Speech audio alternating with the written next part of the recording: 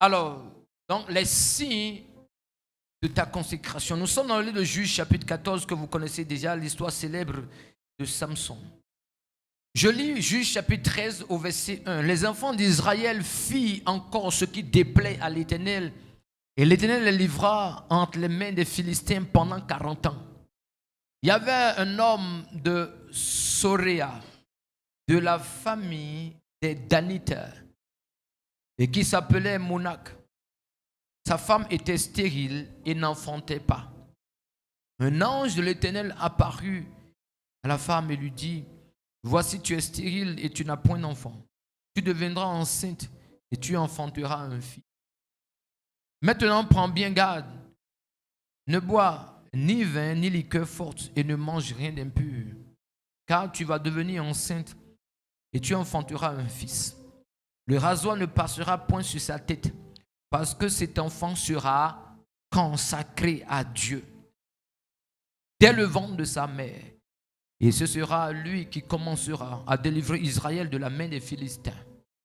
La femme alla dit à son mari: un homme de Dieu est venu vers moi et il avait l'aspect d'un ange de Dieu, un aspect redoutable.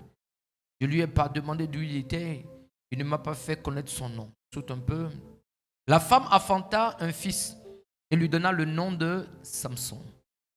L'enfant grandit et l'Éternel le bénit. Et l'esprit de l'Éternel commença à l'agiter. À Makane, Dan, Antsoria et Escataol. Bon. Samson était un juge, comme je le disais, en Israël. La Bible nous montre en creux que c'était dans une période où le peuple de Dieu avait besoin de délivrance. Ce peuple était soumis, n'est-ce pas, à son ennemi. Le peuple souffrait, vous voyez, sous la domination ennemie. Et le Seigneur, vous voyez, il a envoyé un libérateur du nom de Samson. Mais déjà, nous allons faire une prière. Regardez un peu ce qui se passe. La Bible dit que la femme, vous voyez, la maman de Samson était stérile. Quand Dieu est parti la visiter, il lui a annoncé qu'elle aura Samson. Et c'est de là que je comprends quelque chose, que ton retard cache une gloire de l'Éternel.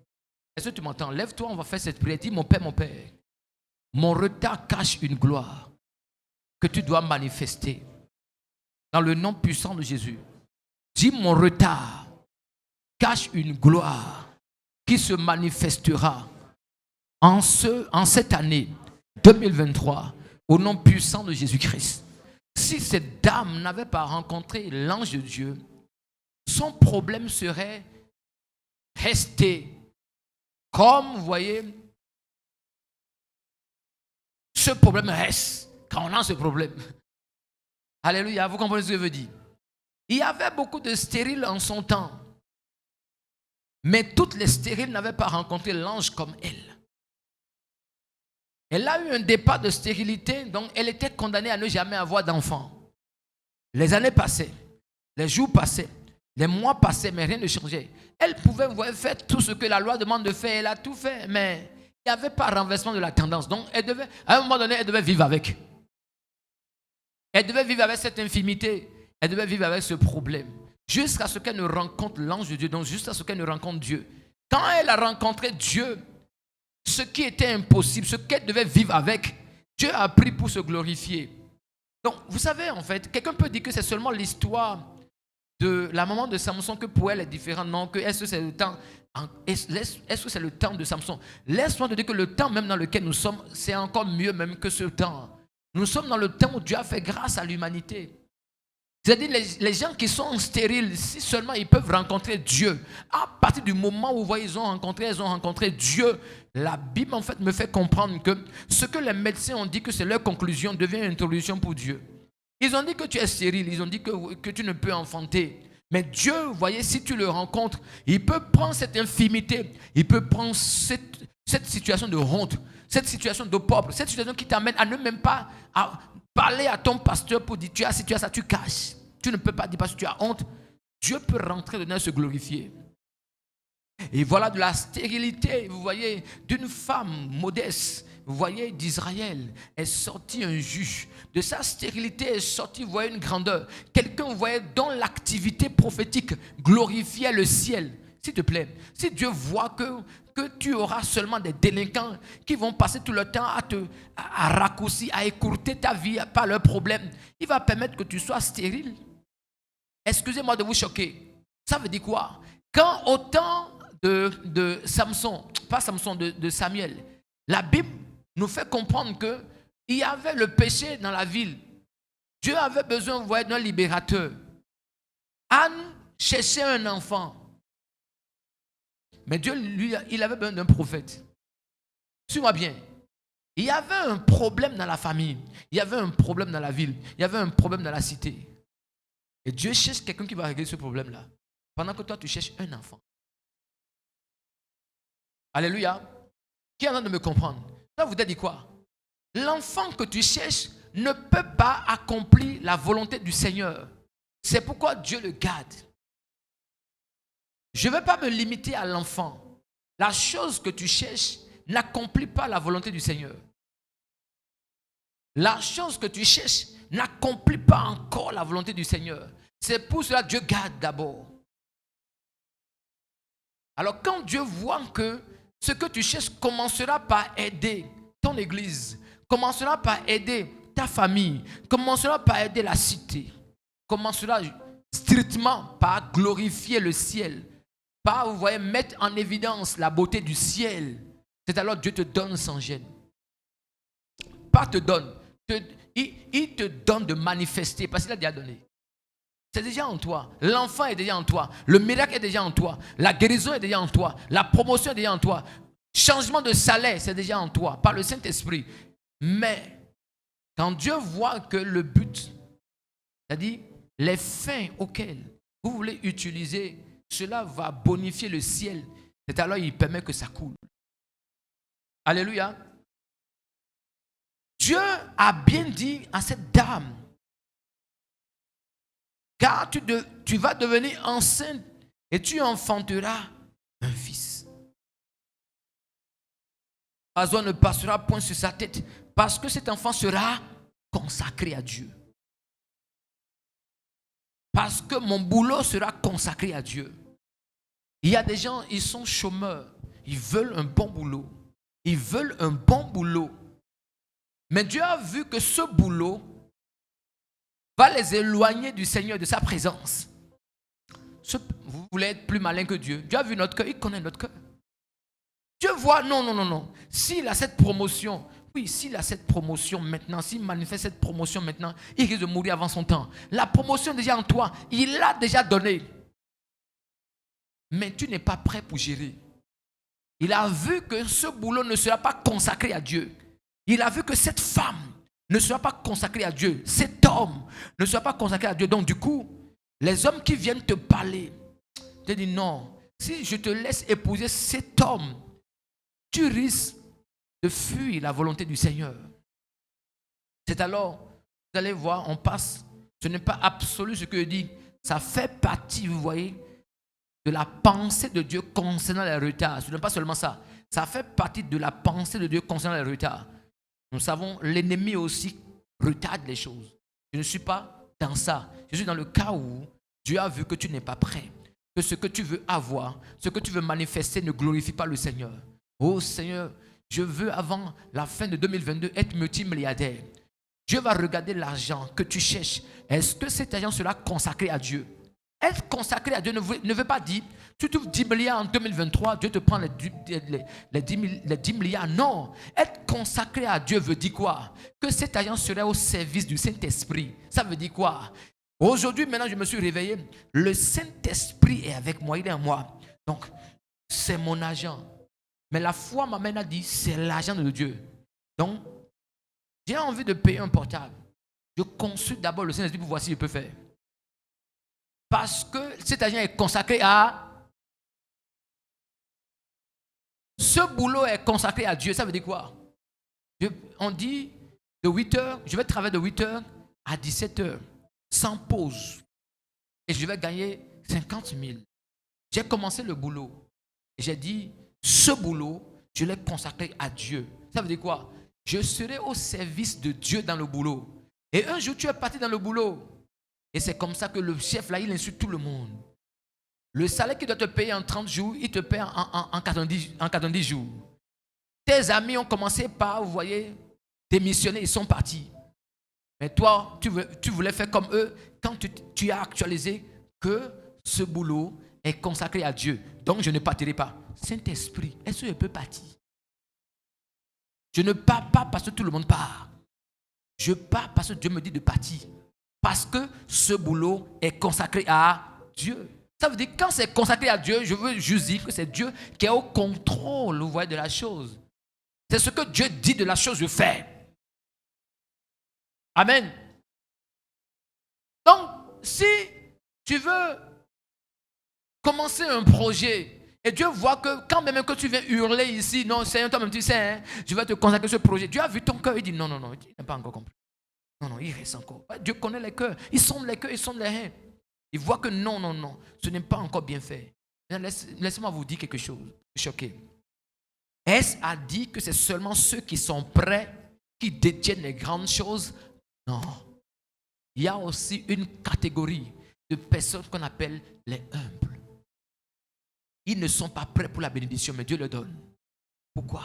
Parce qu'ils sont humbles. Humble veut dire quoi? Ils sont obéissants. C'est comme, vous voyez, à l'auto-école. Votre moniteur, il sait que vous ne savez pas conduire. Ou bien, mais vous donne le volant, non? Pourquoi? Parce qu'il vous a déjà enseigné certaines choses. Tu sais, ici, tu vas faire comme ça. Ici, tu vas faire comme ça. Et lui-même, vous avez accepté qu'il soit à vos côtés. Vous imaginez, vous allez au cours d'auto-école. C'est comme ça on appelle ça, non? Et tu rentres seul dans la voiture en disant que toi seul tu iras conduire. Le moniteur va dire non. La condition pour que tu conduises la voiture, pour que tu te donnes la clé, que tu rentres dedans, c'est que je sois à tes côtés. C'est ça les humbles. Les humbles ne sont pas prêts, mais ils ont la place pour Dieu à leur côté.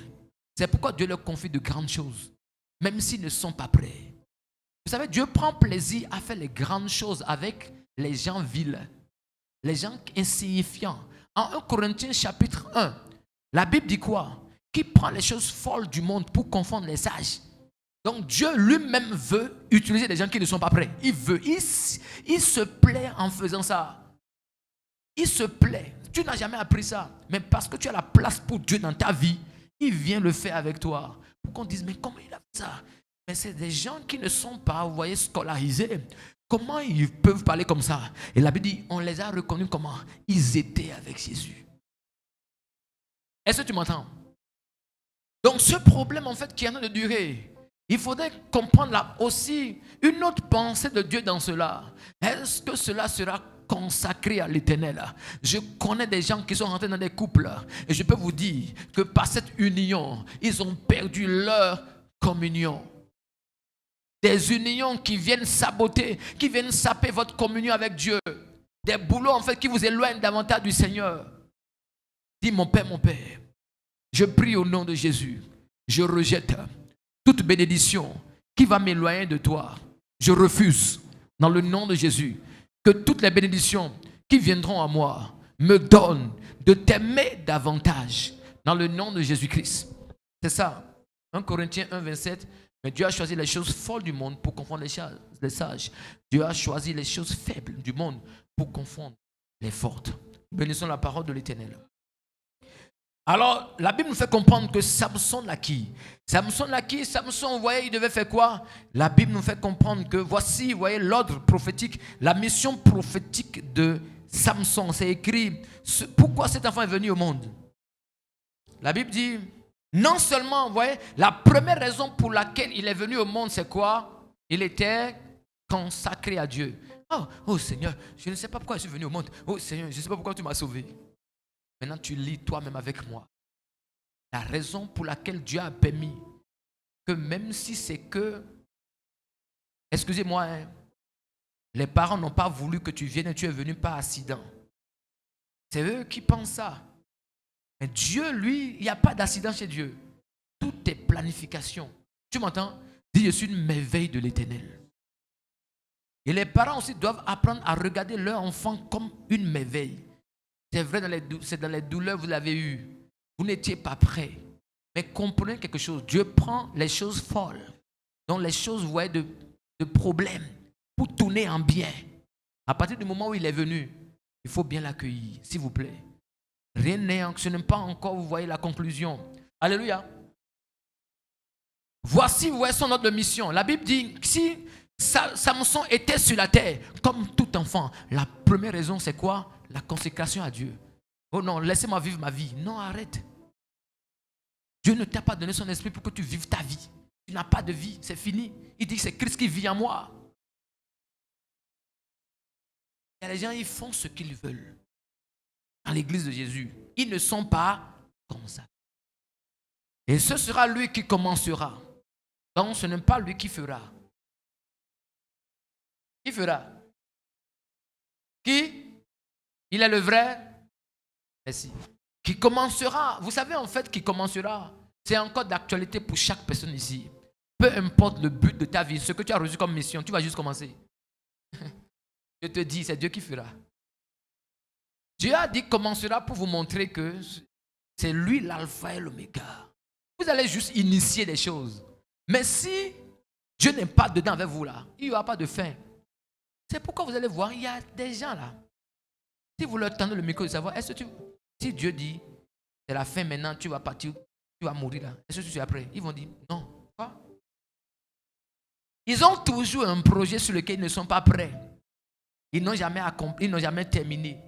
Ah non, regardez, les grands apôtres comme Paul, il dit quoi? Il a achevé la course. Regardez le gars là, et l'autre prophète dans le temple. Siméon, maintenant je peux partir. Vous savez, regardez bien le commun des mortels. Ils ont toujours quelque chose en cours qui leur donne de dire, je ne suis pas prêt de mourir. Alléluia. Vous savez pourquoi? Même si on leur donne une autre vie, ils viennent là. Et ils font 300, 400 ans sur la terre. Tu vas partir, tu vas dire, non, non, non, il y a encore ça, je vais faire. Vous savez pourquoi? Parce qu'ils n'ont jamais compris que c'est avec Dieu on termine. Celui, vous voyez, qui est consacré à Dieu, il sait qu'il commence avec Dieu, il continue avec Dieu, il achève par Dieu. Alléluia. Dis mon Père, je décide ce matin de te donner la place dans ma vie pour ainsi bien achever ce que j'ai commencé avec toi au nom de Jésus. Allons-y. Donc la première raison pour laquelle tu es sur la terre, c'est quoi? La consécration. Ensuite, dans cette consécration, vous voyez, on vient voir quelque chose. Il va commencer. Donc s'il n'y a pas de consécration, il n'y a pas aussi inauguration de ce pourquoi tu es sur la terre. Tu es dans l'abus de ta destinée prophétique. Beaucoup de personnes n'ont jamais commencé ce que Dieu veut pour eux parce qu'ils ne sont jamais consacrés à Dieu. Est-ce que tu m'entends? Ils ont passé des années sur la terre sans jamais commencer la maison que Dieu veut bâtir avec eux. Pourquoi? Parce qu'ils n'étaient pas consacrés à l'Éternel. Et vous avez fait cette prière. Dis, ma vie ne sera pas un abus. Je n'ai pas entendu. Dis, ma vie ne sera pas un abus. Dis à celui qui est à côté de toi, ta vie ne sera pas un abus. Ta destinée ne sera pas une crise, ni un accident. Je prie pour toi, mon frère. Je prie pour toi, ma soeur. Dis, mon Père, je prie au nom de Jésus-Christ. Tout ce qui attaque ma consécration, ainsi pour bloquer les projets du ciel que je dois commencer pour ta gloire. Seigneur, ce matin, je prends autorité et je leur commande de retourner dans les abîmes dans le nom puissant de Jésus. Au fur et à mesure, j'élève ma voix ce matin et je prie. Tout ce qui attaque ma consécration pour m'empêcher de commencer les choses de gloire prennent la fuite devant moi. Au nom puissant de Jésus. Il est là-bas, commence à prier. Dans le nom puissant de Jésus, nous avons prié. Beaucoup n'ont jamais commencé les choses de gloire Pas parce qu'il manque, vous voyez, de milliards. Pas parce qu'il manque d'instructions, vous voyez, scolaires. Pas parce qu'il manque de diplômes. Mais parce qu'ils ne sont jamais consacrés à l'Éternel. Qu'est-ce que l'ange a dit à Marie? Le Saint-Esprit surviendra sur toi. Il te couvrira de son ombre. Vous voyez, on appelle ça consécration. Et c'est pourquoi le Saint-Enfant, vous voyez, qui sortira de toi. Ça veut dire quoi? Écoutez, très bien, je vais vous dire. La consécration, c'est un temps d'incubation. Tu n'es jamais consacré. C'est pourquoi tu n'as jamais commencé. Vous voyez, il y a des gens qui disent, je suis en train de faire les affaires, ça ne marche pas. Je dis, attends, commence pour Dieu. Comment? Pas en cherchant milliards. Il y a des gens qui viennent à Dieu pour dire, je cherche argent. Je veux milliards. Je veux un sponsor. Non, non, non, non. Consacre-toi. Alléluia. Consacre-toi. Donne-toi à Dieu. C'est-à-dire, mets Dieu au devant. Dis à celui qui est à côté de toi, le secret, c'est la consécration. Attends, je vais te poser une question. Comment tu te consacres à Dieu et tu ne fais rien dans son église? Alléluia. Vous avez toujours commencé l'année nouvelle du 31 au 1er janvier sans jamais commencer ce que Dieu veut pour vous. Pourquoi? Parce que vous ne vous consacrez pas. Seuls ceux qui se consacrent commencent. Alléluia. Dis mon Père, cette année sera différente. Je prie au nom de Jésus. Ton aide, le Saint-Esprit sera avec moi. Il est avec moi pour que je me consacre. Je consacre mes pensées. Je consacre mes décisions, mes choix et mon cœur. Je consacre ma bouche à l'Éternel. Les paroles qui sortiront de ma bouche seront des paroles consacrées. Écoutez, dans la consécration, nous ne disons que ce que Dieu a dit de dire. Dans la consécration, nous sommes autorisés à faire ce que Dieu dit. Si vous voyez, vous vivez en vrac. En vrac. Vous savez ce qu'on appelle en vrac, non? Vous n'êtes pas dans un conteneur. Vous vivez en vrac. Vous n'êtes pas consacré. Alléluia. Et les gens s'étonnent, ils s'écarquillent les yeux en disant non, je vais encore te faire 12 mois sans rien réaliser. S'il te plaît. Le secret, c'est la consécration. Je vais vous lire rapidement ce que vous voyez Hébreu dit par rapport à cela. Voici enfin ce que le dictionnaire Hébreu dit. Consacré veut dire qui s'impose certaines abstinences. Larousse dit dédié à Dieu, dévoué à Dieu, destiné à Dieu. Consacré veut dire être mis à part pour vivre la vie de Dieu. Il y a toujours séparation. Quand on dit consacré, ça veut dire qu'on a mis la personne à part. Pas pour que la personne vive ce qui lui plaît, mais la personne est mise à part pour vivre ce que Dieu veut. Donc nous pouvons dire précisément ici que Samson était mis à part pour commencer l'œuvre du Seigneur. Chaque personne ici a une œuvre du Seigneur à accomplir, même si tu es dentiste. Alléluia. Parce que quand nous parlons de l'œuvre du Seigneur, les gens pensent que l'œuvre du Seigneur, c'est devenir pasteur. Non. Alléluia. Non, non, non, non, pas du tout. Nous ne sommes pas consacrés pour devenir pasteurs. Non, nous sommes consacrés pour être les fils du Très-Haut. Et quand on dit fils du Très-Haut, vous allez voir que c'est un fils du Très-Haut dans la dentition, c'est-à-dire lui traite dans fils du Très-Haut, fille du Très-Haut, elle est esthéticienne. Lève-toi, commence par remercier le Seigneur pour ce matin. Prie dans le nom puissant de Jésus avec moi, dis Seigneur, je te remercie. Je te remercie, Seigneur, pour la consécration. Je te remercie, Seigneur, pour le prix que tu as payé. Ce matin, j'ai compris par le message qui est sorti, j'ai compris que je dois mettre la parole en pratique. Justement, je suis consacré pour mettre la parole en pratique et non pour l'oublier. J'ai été mis à part pour pratiquer la parole que j'ai entendue ce matin. J'ai été mis à part, autrement dit, j'ai été consacré pour mettre la parole de Dieu en pratique. Et ce matin, Seigneur, parce que je suis mis à part pour mettre la parole en pratique, tu me donnes de commencer les projets de grandeur. tu me donnes de commencer les projets de gloire, les projets, Seigneur, qui glorifient ton nom. Et ce matin, Seigneur, je te rends grâce pour cela. J'ai compris ce matin par le message que si je ne mets pas la parole en pratique, je manquerai de force pour commencer le projet divin établi sur ma vie. Prie dans le nom puissant de Jésus. Mon Père, je te rends grâce. Pendant que je te célèbre et je te bénis, je te rends grâce pour ce matin. Tu me donnes la capacité, Seigneur, au Père, d'acquérir. Tu me donnes la capacité de commencer. Parce que je suis consacré, je reçois la force pour commencer.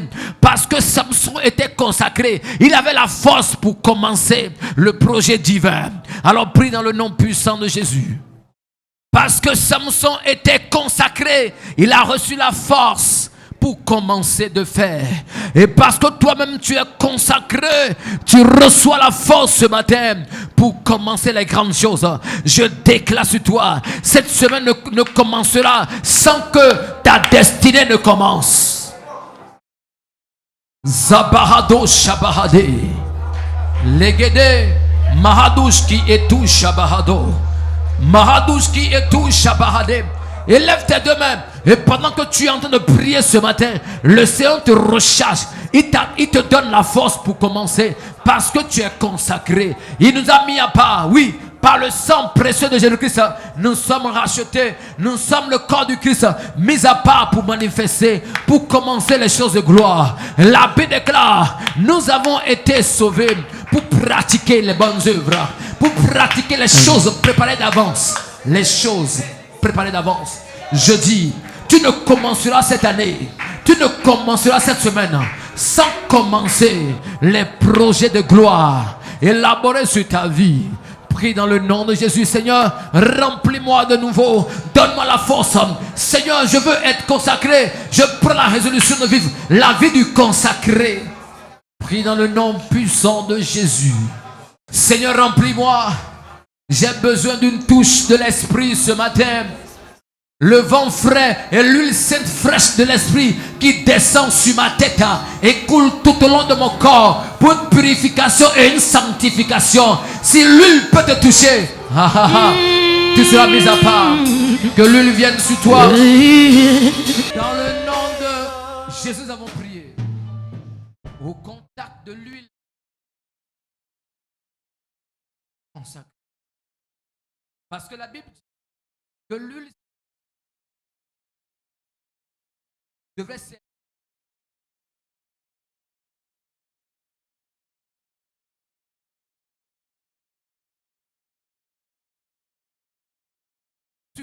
à l'huile de toucher spirituellement. En même temps, de la même façon, prie quelque chose.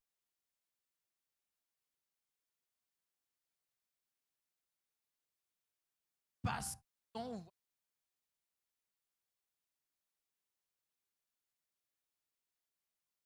capacité.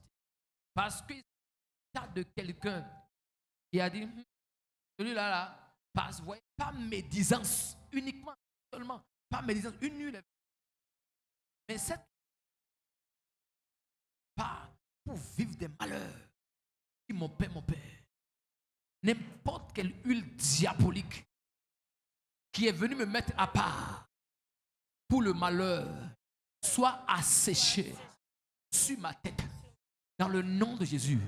N'importe quelle huile qui m'a mis à part pour que j'aille d'échec en échec ce matin par le feu de l'Esprit, que cette huile soit asséchée. Ta parole déclare, au lieu de l'huile de deuil, je reçois une huile de joie.